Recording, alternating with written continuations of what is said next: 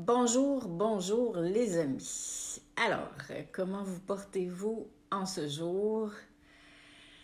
J'espère que tout va bien pour vous, que vous relevez ce défi intérieur du mieux que vous le pouvez.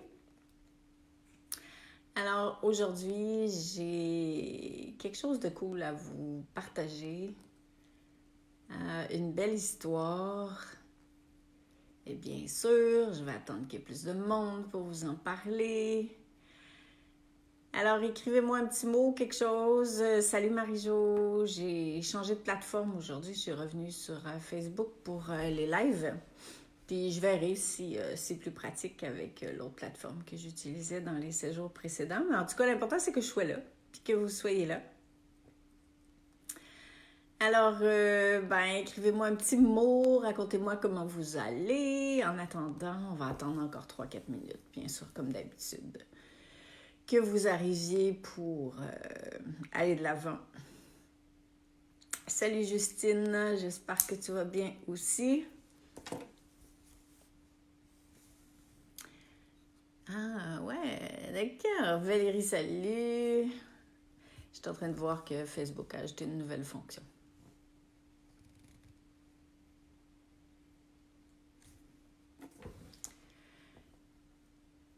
Peut-être que certains n'ont pas vu parce que j'ai fait deux pubs en même temps aujourd'hui pour le live d'aujourd'hui et celui de mercredi. Alors peut-être qu'il y aura moins de monde, peut-être qu'une pub qui est embarquée par-dessus l'autre. C'est bien possible. Ce serait dommage parce que c'est vraiment chouette ce que je veux vous partager. En forme, oui, Valérie, en forme. Et toi?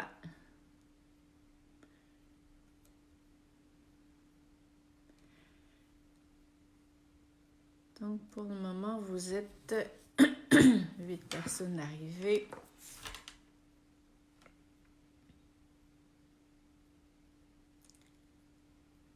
Ah, Laetitia, le cœur rempli de joie. Oh, c'est cool de lire ça.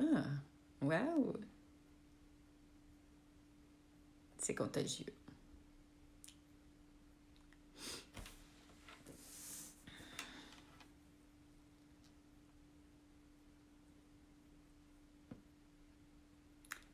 Ça rentre, ça rentre. 15h02. Marie-Claude, salut! Evie, bonjour. Ouais, c'est vrai, bonsoir pour vous.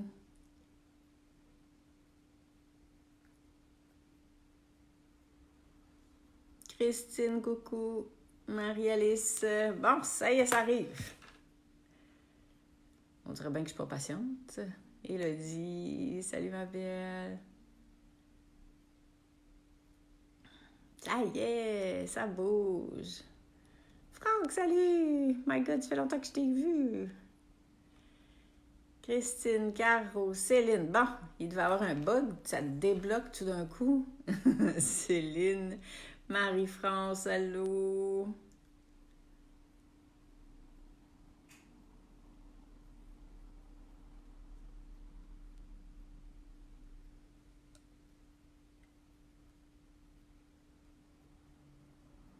Oui, ça y est, ça bouge. Rachel.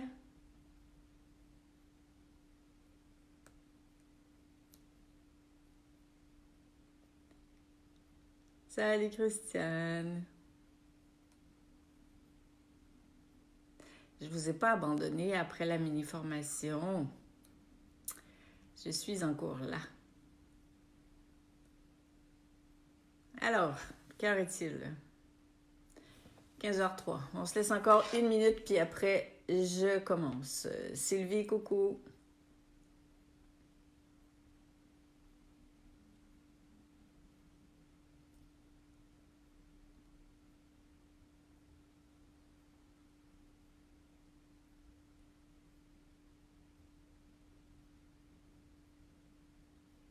Bon, ça bouge plus. Alors, je commence. Salut Anita. Anne, bonjour.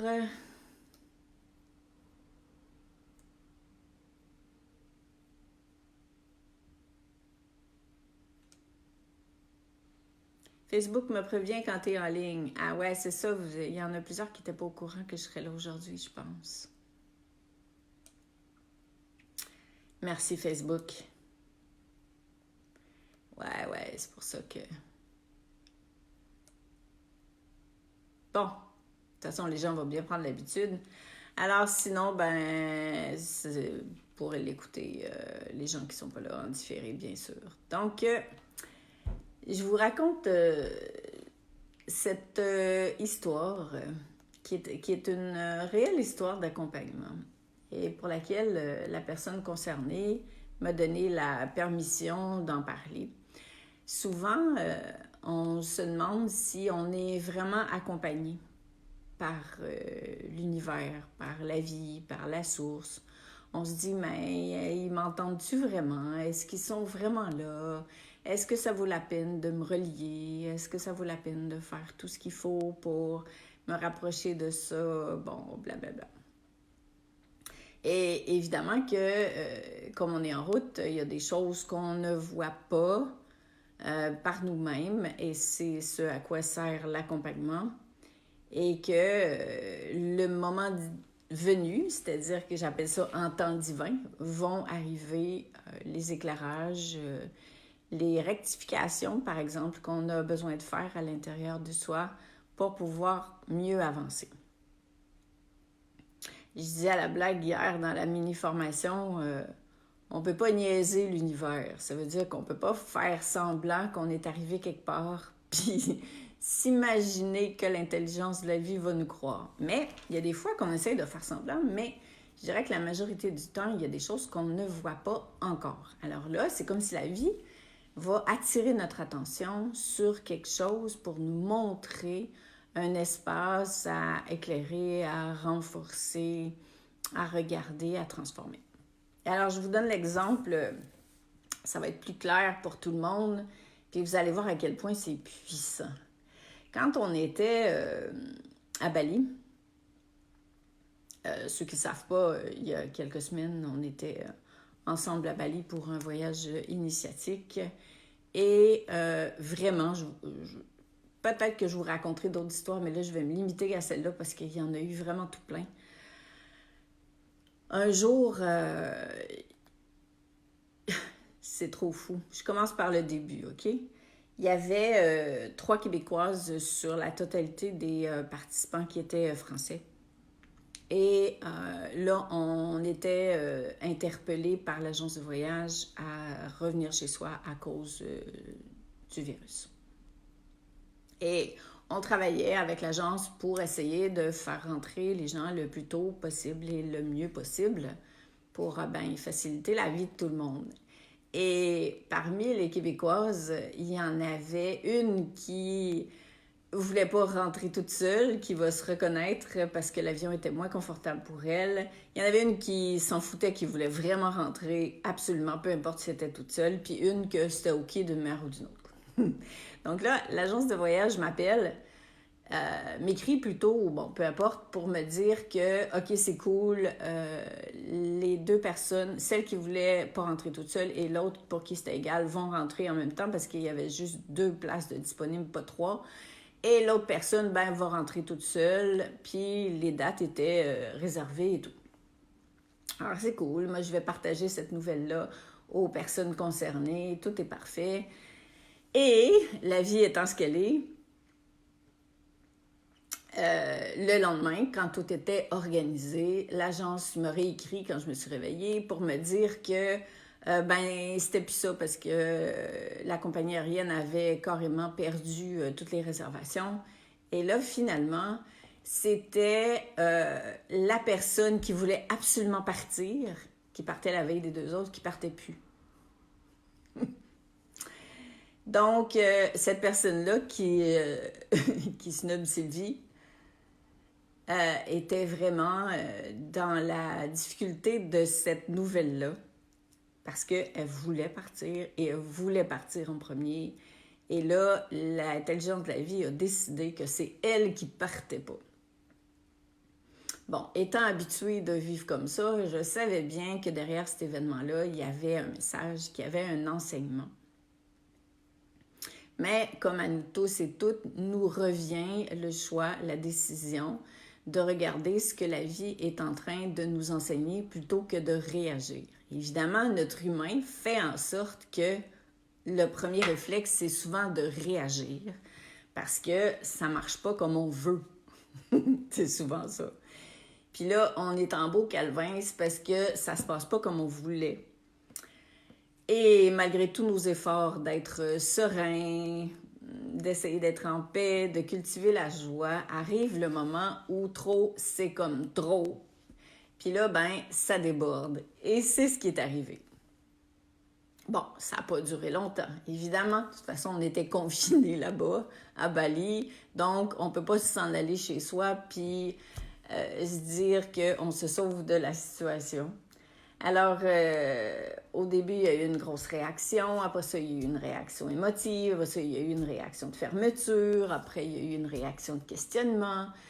Et toujours est-il que dans l'après-midi, on a proposé une activité et Sylvie a accepté de faire cette activité-là, qui était une activité de dessin de mandala pour revenir à l'intérieur de soi, qui était animée par Colette. Alors, la belle Sylvie a choisi de vivre cette activité. Elle l'a vécue avec tout son cœur et elle l'a vécue pleinement. Elle s'y est investie malgré la contrariété. Et est retournée dans sa maisonnette et après elle est revenue, elle m'a demandé si elle pouvait me rencontrer en consultation parce que là encore, ça revenait à l'intérieur d'elle, cette colère, cette injustice, ce pourquoi. Et ce qui a été extraordinaire, c'est que notre rencontre a fait en sorte qu'elle a été en mesure de voir, parce qu'elle disait, je comprends pas comment ça se fait que quand je suis à la maison avec mes proches, c'est toujours moi qui rassure tout le monde, c'est toujours moi qui reste dans cet état paisible, c'est toujours moi qui vois les choses, qui soutient les gens, puis tout ça. Et là, c'est moi qui réagis. Parce qu'évidemment qu'elle ne pouvait pas être là pour ses proches. Donc, quand on ne peut plus être là pour les autres, et c'est beaucoup ce qui se passe actuellement en période de confinement, on est face à soi-même. Et quand on a toujours soutenu tout le monde, on voit moins ce qu'il nous reste à transformer. Et c'est à ça que sert l'intelligence de la vie. Et là, finalement, à force d'échanger et de faire le point, ce qu'elle a vu, c'est qu'au fond, tant que ça ne la concerne pas personnellement, tout allait bien parce que c'est elle qui soutenait les autres, qui les éclairait, qui les accompagnait. Et là, ce qu'elle réalisait, c'est qu'elle était en perte de contrôle. Elle n'avait jamais vu qu'elle contrôlait les choses tant que ça se passait comme elle voulait, tout était cool, mais que quand ça se passait pas comme elle voulait, elle cherchait à contrôler la vie pour que la vie s'oriente comme elle avait décidé. Et dans ce cas-ci, elle avait décidé qu'elle voulait rentrer, que c'était assez, que c'était son tour et puis qu'il fallait qu'elle parte en premier. Donc, ça a été vraiment une expérience intérieure extrêmement intéressante. Elle a fait preuve de beaucoup d'ouverture, de beaucoup d'humilité, de beaucoup de sagesse parce que malgré ce chaos intérieur, elle a choisi d'aller explorer quelque chose qu'elle n'avait pas vu, qu'elle ne comprenait pas encore, qui était très, très fort. Elle s'est donné les moyens d'être éclairée. Et elle a vu cette notion de contrôle qu'elle n'avait jamais vue avant, à l'intérieur d'elle-même. Parce que là, elle était prise en flagrant délit. Et le confinement, c'est un peu ça que ça fait. Ça nous ramène aux parts de soi qu'on avait peut-être moins conscientisé quand tout allait comme on voulait ou comme on était capable d'organiser. Et là, ben, l'intelligence de la vie sait à quel moment et de quelle manière faire lever ce qu'il nous reste à voir, à élever, à éclairer. Et c'est ce qu'elle a choisi de faire. Maintenant, l'éclairage était fait puisqu'elle était venue le chercher avec moi. Ensuite, dépendait d'elle de voir ce qu'elle allait faire de cet éclairage. C'est tout le temps ça. Quand vous demandez une consultation individuelle, quand vous faites une formation avec moi, quand vous vous ouvrez à voir plus, ben c'est sûr que la vie vous envoie pas toujours ce que vous voulez, mais vous envoie ce que vous avez besoin, ce dont vous avez besoin pour vous élever. Souvenez-vous de ça. Et dans ce cas-ci, c'est ça qui s'est passé. Alors, quand je dis l'univers est toujours avec vous, l'univers est toujours avec vous pour soutenir votre évolution. Mais est-ce que l'ego va se mettre dans le chemin? Parce que ça ne marche pas comme on veut, parce que c'est trop, parce qu'on a peur, parce qu'on veut s'occuper des autres, parce que toutes nos raisons, ou est-ce qu'on va vraiment s'incliner puis faire confiance que la vie n'est pas contre nous, mais que la vie essaye de me faire voir quelque chose que j'ai peut-être pas encore vu de moi, pas pour me faire chier, pour me permettre d'avancer davantage et de me libérer. Et après ça, elle était face à elle-même et toute la journée, elle s'était promenée comme ça. Et le moment, parce que, oui, c'est vrai, ce que j'ai oublié de dire, c'est qu'à la blague, je disais, écoute, là, tu es face à quelque chose que l'intelligence de la vie, ton âme, voudrait que tu transformes. Tu peux le faire maintenant. Tu peux choisir de ne pas le faire. Tu peux choisir de revenir dans une autre vie aussi pour le faire. C'est libre à toi. C'est totalement inconditionnel, mais tant qu'elle est à l'autre bout du monde, pourquoi tu n'en profites pas? Alors, elle est partie avec ça. Et là, je la voyais dans son fauteuil, assise sur la terrasse. Et puis, j'étais dans un total lâcher-prise inconditionnel à l'endroit de son choix, mais je savais que ça ne faisait pas ce choix-là, que son âme, que la source, la vie, la lâcherait pas dans sa vie tant qu'elle n'aurait pas lâché le contrôle au nom de l'amour pour les autres. Mais mon rôle se limitait là, puis après ça, de l'aimer en fonction de ce qu'elle choisissait. Et tout à coup, je reçois un message de l'agence de voyage comme quoi ils venaient d'y trouver une place pour qu'elle parte dans quelques heures avec les 2 autres Québécoises. Puis là, j'ai souri et je suis allée voir Joël, le propriétaire de l'auberge où on était. Je lui montre le message. Les deux, on souriait, puis je la voyais qui était assise à l'autre bout. Puis je ne savais pas dans quel état d'esprit qu'elle était. Et là, je me suis levé la tête vers le ciel, puis j'ai fait « aïe aïe ». Comme c'est intelligent. Quand on se demande si on est accompagné, là, il ne pouvait pas avoir de preuves plus grandes et plus rapides que quand on crée l'ouverture qui nous est proposée avec humilité, avec humanité, avec foi, il se passe quelque chose. C'est comme si la vie disait « t'as compris, c'est cool maintenant, c'est juste ça qu'on voulait, c'est que tu vois ça ». Et c'est exactement ce qui s'est produit. Donc là, je suis allée vers elle et puis je lui ai montré, parce qu'elle ne me croyait pas, évidemment. Ça faisait je ne sais pas combien de fois que ça bougeait pour elle. Et je lui ai montré son billet et finalement, elle était folle comme la marde dans bon québécois. Alors, elle est allée faire sa valise tout de suite puis elle est partie avec les 2 autres Québécoises. Mais je voulais juste vous raconter ça pour vous montrer, pour vous prouver même que quand vous doutez que la vie est avec vous, ou quand vous pensez que la vie s'acharne sur vous, que c'est tellement pas ça. Parce que la source, le divin, vous aime profondément. Et si, comme je l'expliquais dans la mini-formation, s'il y a une rétraction, une contraction qui se passe, c'est pour vous amener vers encore plus d'ouverture. Et quand on rentre dans la contraction, on en ressort avec une naissance, une renaissance, une autre perception, un autre état d'esprit, un galon de plus sur notre uniforme d'humain qui fait en sorte qu'on grandit en conscience, on s'élève. On ne s'élève pas en comprenant quelque chose. C'est la première partie, c'est de le saisir, puis de faire « Ah ouais », comme là aujourd'hui, toi.